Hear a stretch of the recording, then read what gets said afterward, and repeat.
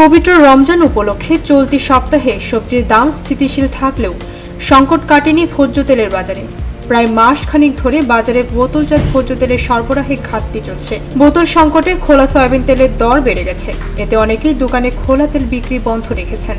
এতে সয়াবিন তেলের সংকটে ভুগছেন গ্রাহক ও খুচরা বিক্রেতারা। বৃহস্পতিবার কুড়িগ্রাম শহীদ জিয়া বাজার সহ কিছু বাজার ঘুরে বিক্রেতাদের সঙ্গে কথা বলে এসব তথ্য জানা গেছে। মশলা ছোট লাচ বড় লাচ এলে একটু রেট বেশি, আর সয়াবিন তেলে একটু বাজারের সংকট আছে, পর্যাপ্ত পরিমাণে প্যাকেটজাতগুলো একটু সংকট।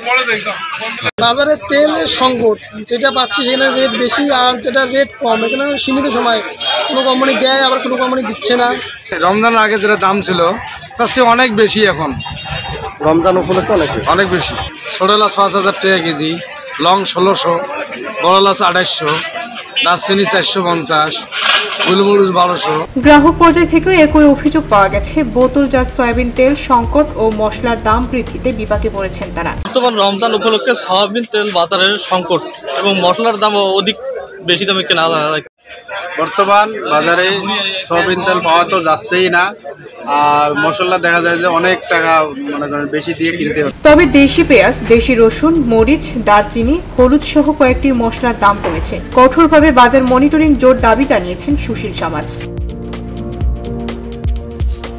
বৃষ্টি তাজেল, ভোরের পাতা।